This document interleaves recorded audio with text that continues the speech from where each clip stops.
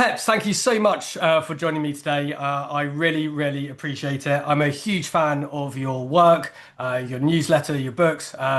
So it's an absolute pleasure to have you here today. For anyone watching by introductions, Peps, Director of Education at Step Lab, author, educator, all-round legend. And we're talking today about a topic that I know you've written a lot about, which is on motivation.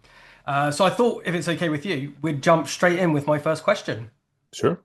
So what I wanted to kick off with was this concept of, and for me, this is kind of like the chicken and egg of, psychology research. When it comes to motivation, Mhm. what's your general view on if motivation happens and that increases the likelihood of students being successful, or is it the reverse that if you're successful, people tend to be motivated to keep doing that thing? What's your take on the research on that? Yeah, so I think, yeah, I've spent a good bit of time, Yeah. getting familiar with the research around motivation, and I have seen lots of evidence for both, essentially. And so I'd say that, yeah, based on everything I'd seen, there's like enough evidence to suggest that there's a bidirectional relationship there. Yeah. That if you're more motivated, then you will end up investing more attention and effort into something. That's like Yeah. almost too obvious to, to Yeah. ignore. And of course, there is lots of evidence from behavioral economics in particular to support that. We also know that one of the best ways to build motivation is through success or achievement. And so the more students are able to look back on a high prior success rate, the Yeah. more motivated they will end up being, the more attention and effort they will put in. So rather than a bi-directional relationship, perhaps it's best thought of as a flywheel that you want to try and get spinning. So, and you kind of need a bit of both. The more you help students be successful, the more motivated they will become. There are other things you can do to kind of catalyze that motivation, which will lead to greater success, etc., etc., etc. So if it is a flywheel, I know someone watching this will be saying, for their most demotivated and disengaged student, what's your best bet for starting that cycle? Is it to try to, the pep talk and G them up and motivate them? Is it to get them experiencing some form of success? Or is it just hard to call? Does it just depend on the individual and the context? Yeah, well, it partly will depend on the context. So it might be that social norms, which we could talk about in a moment, or the kind of thing that are missing. It might be that they don't feel like they belong so much. But actually, if I was to place a bet, I'd say that trying to help them to become more successful Yeah. is probably the kind of best way forward.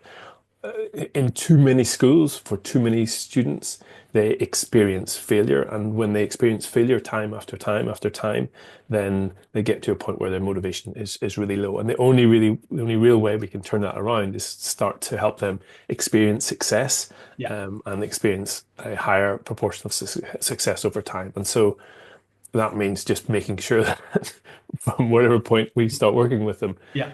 we get quick wins, we secure that success, and we keep it for as long as possible. And I guess for me, one of the classic examples, I see this with my own son. I see it in the research.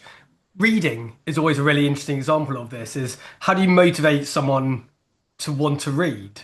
And I just think it's really difficult if you don't have success in reading. Why would you ever be motivated to do the thing that you're publicly going to be exposed at not being very good at, essentially? Yeah, yeah. Well, you might eventually end up finding value in the things you read and then want to Yeah. read more. So, but Yeah. certainly in the early days, yeah, feeling success, especially with decoding, Yeah. can like have a massive impact on your kind of appetite for basically decoding more. This is what Yeah. if you think about anybody watching this, if you think about stuff that you like doing, it's generally stuff that you're pretty good at. And so there is, a really good, strong relationship between those two things. Yeah. And just to pick up on something you mentioned earlier about kind of social norms, and essentially, I find group dynamics just a fascinating concept. Often doesn't get discussed too much, as much as I think it should in education, especially given that a lot of learning takes place as part of the group. Would you mind talking about your your view on the research and the implications for how do group norms and kind of social cues impact on student motivation levels? Yeah, yeah. Um, and so basically, as humans, our behavior and attitudes Yeah. are way more influenced by the behaviors and attitudes of those around us than we Yeah. would like to think. So, um, social norms are really powerful things. They're the kind of unwritten rules of a group or a community, of a school, of a classroom. But they're often quite unconscious things. We're not always aware of their impact, which is why they aren't necessarily discussed a lot within or across, or Yeah. even understood well across our profession. Um, yeah, social norms are the reason why you kind of queue up outside the cinema, why everybody sits quietly in the cinema and the film's playing. Social norms are the kind of fabric that and glue that holds society together and allow schools to function.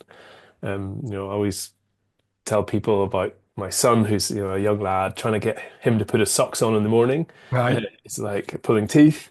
And yet, when he goes to school, his teacher can get him and 29 other kids to do Okay. way more complex stuff for hours and hours and hours on end. It's not that his teacher is way more skilled than me. Maybe they are a little bit, but this is that his teacher has 29 other kids doing the same thing. Yeah. And so if I had 29 other kids putting on their socks in the morning, it would be a breeze for me. And so norms are hugely powerful and influence student motivation and behaviors. And teachers will do a lot of things that begin to influence norms naturally, as such as calling out students, Brad, you've come in and made a good start on that, task, whatever it is. The more we can do of that, the more we can try to amplify the visibility of those behaviors and attitudes we want others to adopt, the Yeah. stronger those social norms will have an effect on student motivation and behavior. 'Cause it sounds a bit like what you're describing. It's a bit like this kind of idea of this bandwagon effect of we like to follow the crowd. And it Mhm. makes sense, right? Like it's dangerous to separate yourself from the pack, and we want to be part of the group.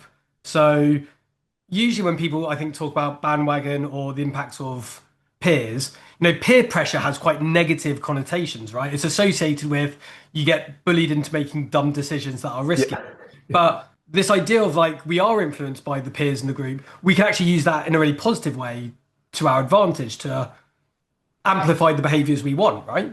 Yeah, absolutely. And it works best whenever you feel like you belong to that group. Yeah, So, peer pressure is a good example. When you kind of don't feel like you belong to a group or a yeah, classroom or a school, the kind of norms of that group will wash over you. You might even resist them. yeah, And so it yeah, doesn't always, peer pressure kind of depends on how well you identify with that group of people. yeah, And so this is a kind of like a call for us as educators to try and help our students to feel like they belong more. yeah. And we can do that by, making sure we create an inclusive classroom, making sure they have some kind of status in the situation, and also helping them to see the common ground that we have between each other. That helps to kind of boost feelings of belonging as well.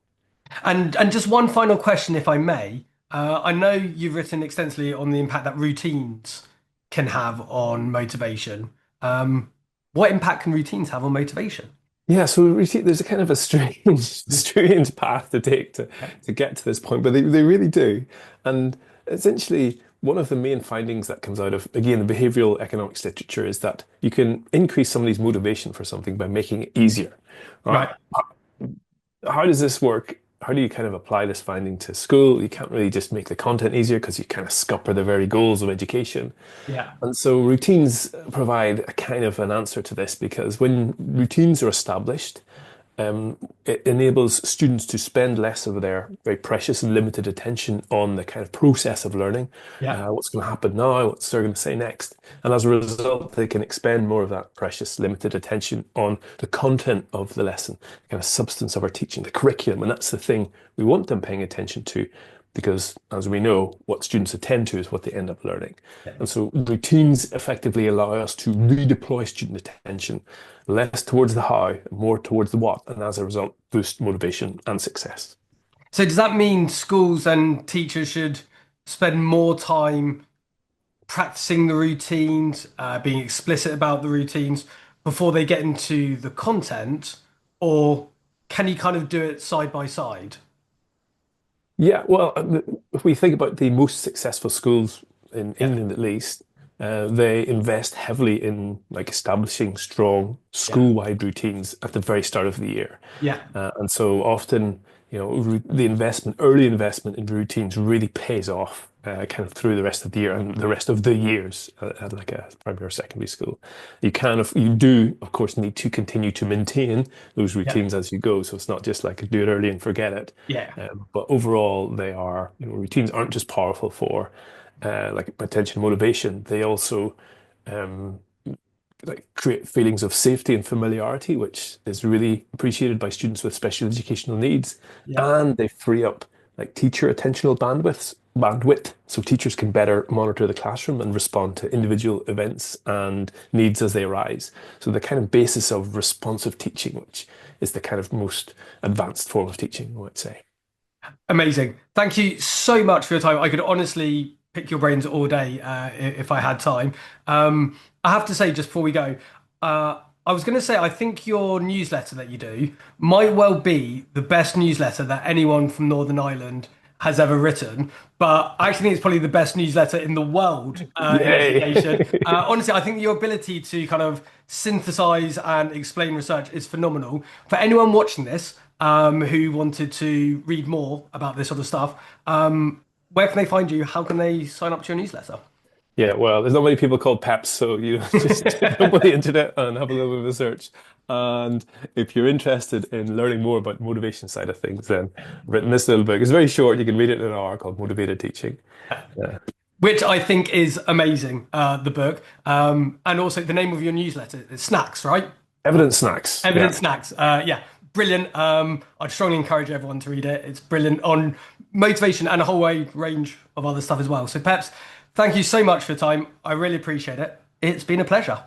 My pleasure. Thanks everyone in Northern Ireland. You're legends.